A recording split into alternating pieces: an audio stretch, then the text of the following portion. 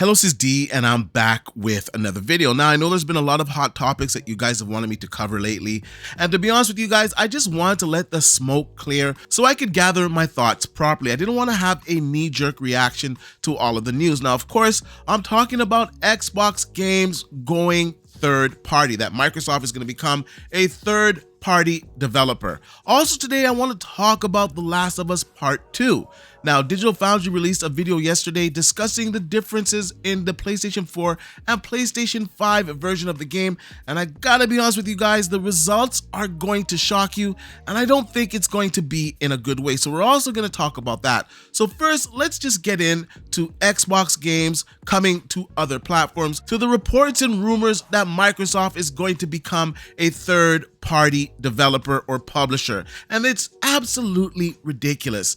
Now, a lot of PlayStation fans, they want these games to come to the Xbox, and it just doesn't make sense to me because the hardcore, I should say the fanboys that are on the PlayStation side, they're always saying that Xbox has no games. Yet you are asking for these games and rejoicing at the notion that these games are going to come to the PlayStation platform.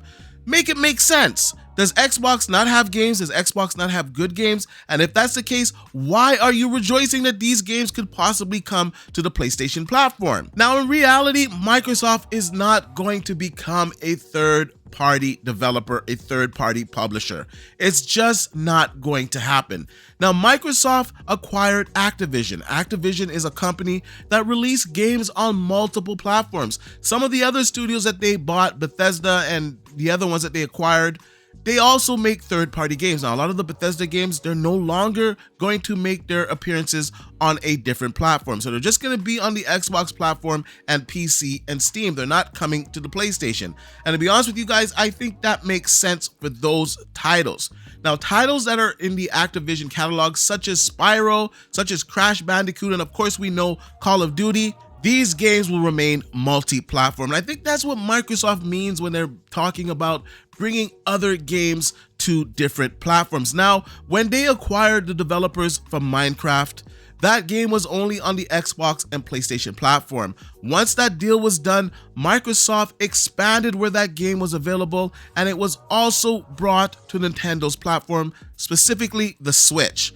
So Microsoft has an approach on some of these games that are already on multiple platforms to expand them out and make more money, and it makes sense. Now, our first party games such as Gears and Forza and Halo, are they going to be making an appearance on the PlayStation platform, on Nintendo? Absolutely not. I don't understand why people think that Microsoft is going to release their first party games on other platforms. Yes, they own these studios, and like I said before, certain games that were already on multiple platforms will continue to be on multiple platforms. Spyro, it's going to be on the PlayStation, it's going to be on the Switch, it's going to be on the Xbox and PC platform. Crash Bandicoot, whenever they make a new version of that game, it's going to be available on all platforms. Call of Duty, like we know, Microsoft is committed to keeping that game on multiple platforms. Gears of War is not going to appear on the PlayStation. It's not going to appear on the Switch. Now, the rumors started that Hi-Fi Rush is going to make an appearance on the PlayStation or on the Switch. I think the current rumor is that it's going to make an appearance on the Switch, and it's not going to make an appearance on the PlayStation. Now, Hi-Fi Rush, I don't really care if it's on other platforms. Microsoft, Xbox has enjoyed that game for quite some time. I don't know, it's been on the platform for like 6 months. So Xbox has made a lot of money off of it. They have got critical acclaim from it. It even won some awards. So they got as much as they could get out of it. Now, it would make sense to bring it to other platforms, seeing how the game has such a high critical acclaim. So bring it to the Switch. I think the Switch players would enjoy that game. Bring it to the PlayStation. I don't care. It's been 6 months since the game has come out on the Xbox platform, and I can kind of think of it as a timed release on the Xbox platform. A game like that, it makes sense.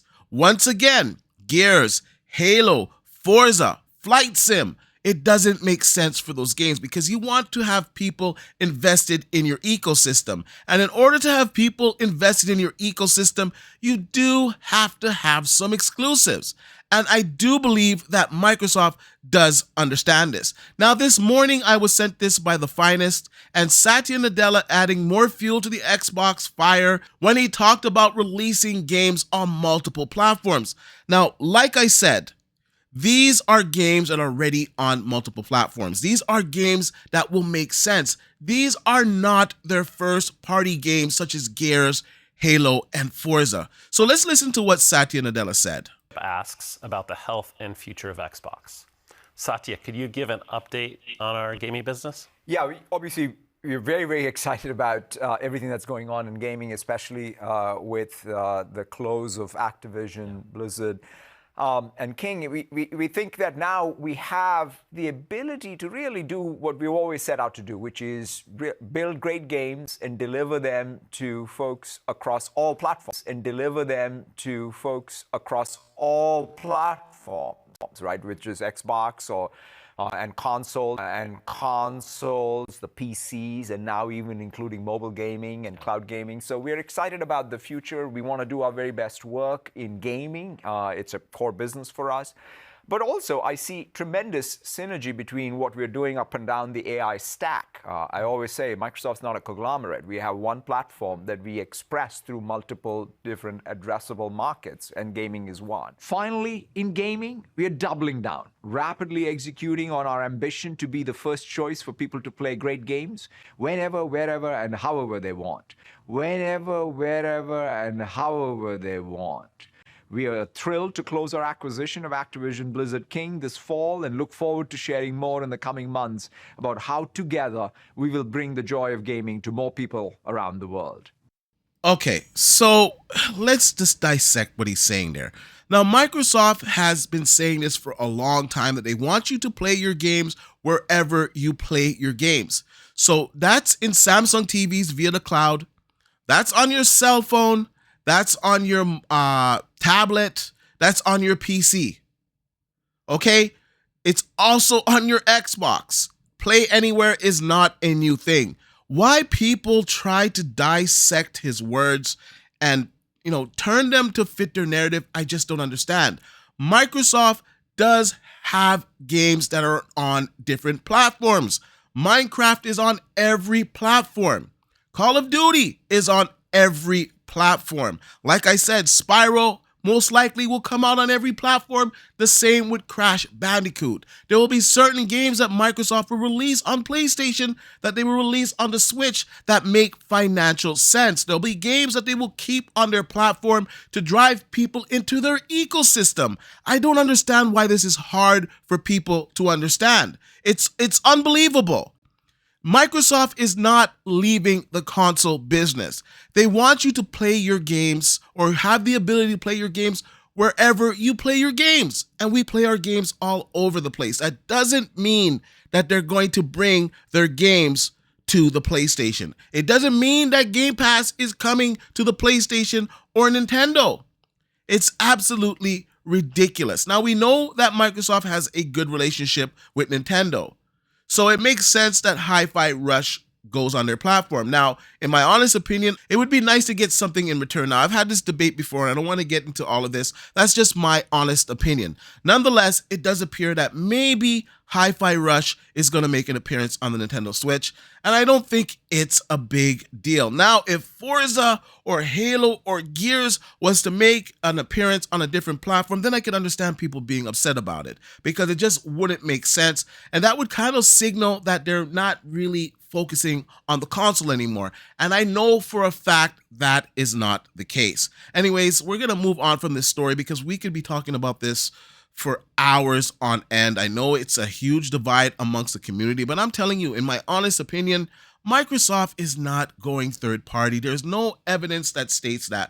Some games might make an appearance on another platform, and I don't think that's such a bad thing. I think if it's a timed release or like a timed exclusive on Xbox, like I said, the games I mentioned already, it would make sense to bring them later down the road to other platforms. Now, I also see that Sea of Thieves is being rumored to make an appearance on other platforms. And I think that'd be good for the game, because the more players that you have in that game, the better it is for everybody playing the game. And of course, the better it is for Microsoft's success, or the money that they earn, because it would be on more platforms. So I don't think it's a big deal even if Sea of Thieves makes an appearance on other platforms. Now, the stablemates, their flagship games, absolutely not. And I don't see them bringing those games to any other platforms. Now, let's go on to The Last of Us Part 2. Now, I was watching Digital Foundry's presentation yesterday about this, and I gotta be honest with you guys, I was pretty shocked. I was really expecting a big difference in this game. I thought just the fact that the PlayStation 5 is so much more powerful than the PlayStation 4 that we would not just get an upgrade in the resolution, but in the effects and the graphics that are at play. And to be honest with you guys, the upgrades are kind of slim to none. Now, the major upgrade is that you're going to be able to play this game at a native 4K, but you won't be able to play it at a native 4K at 60 FPS. Now, they do have a performance mode, but the performance mode looks exactly the same as the PlayStation 4 version, which makes no sense. Now, there's little subtle changes, but you really had to watch the video to see them break it down, and even when they broke it down, it was still very hard to see the differences. Now, I gave Naughty Dog credit for only charging $10 for this upgrade, but I was expecting a more substantial upgrade. Now, yes, we are getting more modes. You're getting a different game mode. And yes, overall, I guess it is an upgrade. It's not exactly the same. It's just like a slight upgrade. Now, I'm going to play part of Digital Foundry's video. I'll leave the entirety of the video in the description down below so you guys can check it out for yourself. But we're just going to go through parts of it here. I'm going to let it play out. I'm going to come back and give you guys my opinion on it. And I don't know, maybe I'm losing my mind. Maybe you guys see a big difference, but I did not see a big difference over the PlayStation 4 and PlayStation 5 version. At 60 frames per second. This new remastered PS5 release seems to promise more. So what's up with the rendering here? The basic visual setup is very familiar, at least by default. We're getting a 1440p 60 experience in the default performance mode, just like the earlier patched code.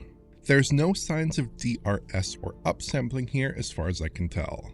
Side-by-sides suggest that the two versions are a match in terms of basic image quality, with a similar, slightly soft resolve. Okay, now how could this even be the case? How can the PlayStation 4 version, or I should say the PlayStation 5 version, look the same as the PlayStation 4 version? Now, I have it up on the screen. It's frozen here, as you guys can see, and I do not see a difference. I don't even really see a difference in the aliasing. Now, if I look at the building over there, I can see that the building in the background is a little bit clearer, of course, over the building that's there, but it's a very subtle difference. Apart from that, both of the images look identical. I don't know what to say on this. To be honest with you guys, I'll just let the video play, and afterwards I'm just going to come back and talk about it. If you look closely, you can spot some aliasing here and there, but for the most part the two releases seem perfectly fine, especially when seen from a typical TV viewing distance. By far the largest settings difference between the two titles lies in their handling of foliage. The foliage in the original code has some very obvious pop-in and level of detail compromises, showing less dense foliage at a distance that doesn't animate. On the remastered version, we don't see nearly as much pop-in during traversal, and areas distant from the camera have better foliage coverage. The PlayStation Store description of the game also highlights improved shadow quality and texture quality, which are pretty tough to spot. Shadow aliasing and flicker from the PS4 release is replicated about the same here, and the presentation of shadows appears nearly identical between the two versions. This hanging container does exhibit a noticeably higher resolution shadow map on PS5, but I couldn't spot significant differences elsewhere in the game. General shadow quality appears to be largely identical to that original title. I captured dozens of up-close shots to get an idea of any texture resolution improvements, but I struggled to spot any differences in texture quality between the PS4 and PS5 code. The artwork was an exact match across every shot I tested, except for this shot where the dirt texture appears somewhat higher resolution in the remastered version. Like with the shadows, I wouldn't expect a wholesale improvement here, but perhaps tweaked assets show up very occasionally. Okay, so I think we've watched enough of this. Like I said, I'll leave a link in the description down below so you guys can check it out for yourself in its entirety. Now, it's not much of an upgrade. It really isn't. And I struggle to see it even when it's being pointed out to me. So why is Sony charging $10 for this? Yes, we get the extra game modes. I think this should be a free upgrade. Now, thankfully, it's not a full price to upgrade to this game. So $10, I guess it's not as bad. But seeing how minimal the changes are, I don't even know if it's worth doing it in the first place. Because in all honesty, if you put this in your PlayStation 5, you're going to pretty much get the same performance. Yes, the resolution is going to be a little bit lower and there's going to be little changes, but I don't think you're going to notice it. And I kind of waited to play out the rest of this game until we got like a PC or a PlayStation 5 version. So I got to say, personally, I'm disappointed by this.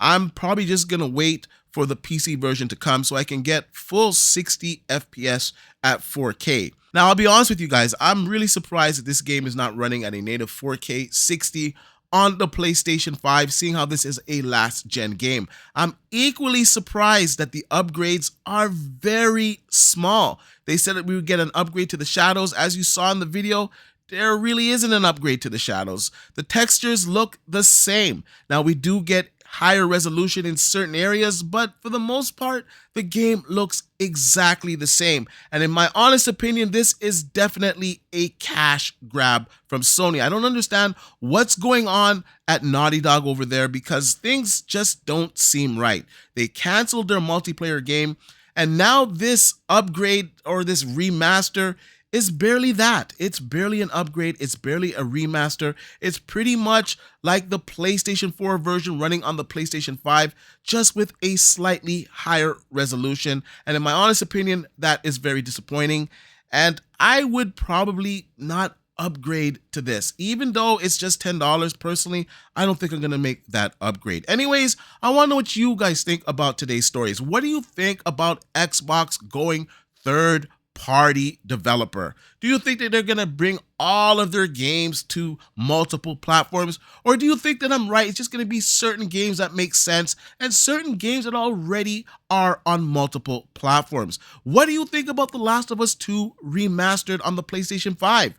Do you think it's a worthy upgrade? Are you going to upgrade for $10 or are you going to wait until it's available on another platform such as PC? Anyways, let me know what you think in the comment section down below. Like I usually say, please like, share, and subscribe to the channel, and I'll see you guys on the next one.